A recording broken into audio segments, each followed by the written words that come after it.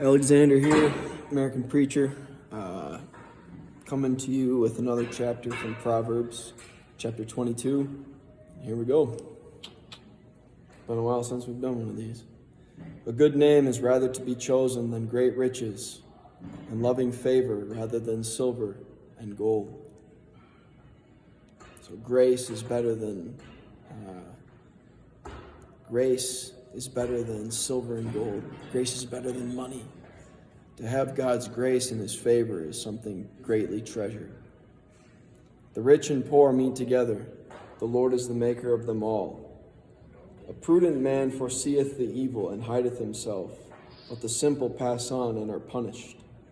By humility and the fear of the Lord are riches and honor and life. Thorns and snares are in the way of the forward. He that doth keep his soul shall be far from them. Train up a child in the way that he should go, and when he is old, he will not depart from it. The rich ruleth over the poor, and the borrower is servant to the lender. He that soweth iniquity shall reap vanity, and the rod of his anger shall fail. So it's not good to be sowing sin. If you sow sin, you're going to reap vanity, and the rod of your anger will fail. He that hath a bountiful eye shall be blessed, for he hath given of his bread to the poor.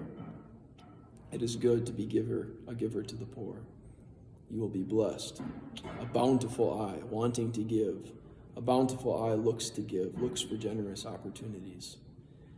Cast out the scorner, and contention shall go out. Yea, strife and reproach shall cease. He that loveth pureness of heart, for the grace of his lips the king shall be his friend. This is one that's very dear to my heart. There's nothing more that I want than to be a friend of Jesus, a friend of the king, to have his grace. He that loveth pureness of heart, for the grace of his lips the king shall be his friend. I want to have a pure heart. My heart is not always pure. I desire to have a pure heart. I desire to have the King as my friend.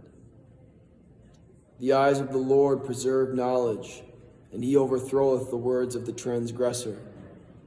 The slothful man saith, There is a lion without. I shall be slain in the streets. The mouth of a strange woman is a deep pit. He that is abhorred, hated of the Lord, shall fall therein. Yep.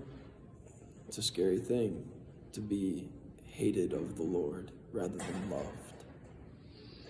Foolishness is bound in the heart of a child, but the rod of correction shall drive it far from him. He that oppresseth the poor to increase his riches, and he that giveth to the rich shall surely come to want. What's the greatest want of our heart, of our soul? It's God.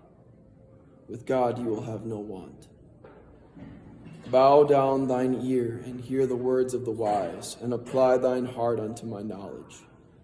For it is a pleasant thing if thou keep them within thee.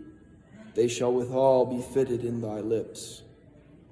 That thy trust may be in the Lord, I have made known to thee this day, even to thee.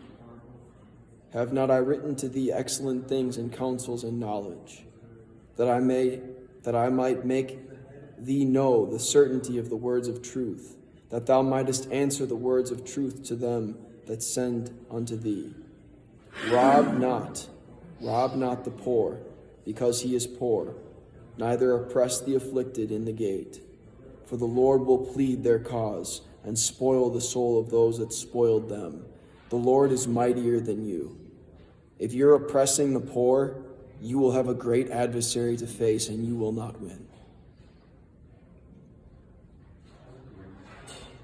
Make no friendship with an angry man, and with a furious man thou shalt not go, lest thou learn his ways and get a snare to thy soul. Be not thou one of them that striketh hands or strikes hands, or of them that are sureties for debts. If thou hast nothing to pay, why should he take away thy bed from under thee? Remove not the ancient landmark which thy fathers have set, Seest thou a man diligent in his business? He shall stand before kings. He shall not stand before mean men. And I was using this analogy. The Bible is true. If you ever, and I'm not saying Trump is a perfect person. He's got plenty of sins that he needs to confess to Christ and, be redeemed for. But yes, if you see a man that's diligent in business, you see that he stands before important men, kings. He was standing before the Saudi Arabian kings, the princes and the kings, not that long ago, about a month ago. So the Bible is true. Seest thou a man diligent in his business? He's diligent about making this country great again. That is something to be admired. And he has stood before kings rather than just mean men, simple-minded men that's just focused on their own temporal selves and their own minded money. He's standing before kings, people outside of his kingdom, people outside of this nation.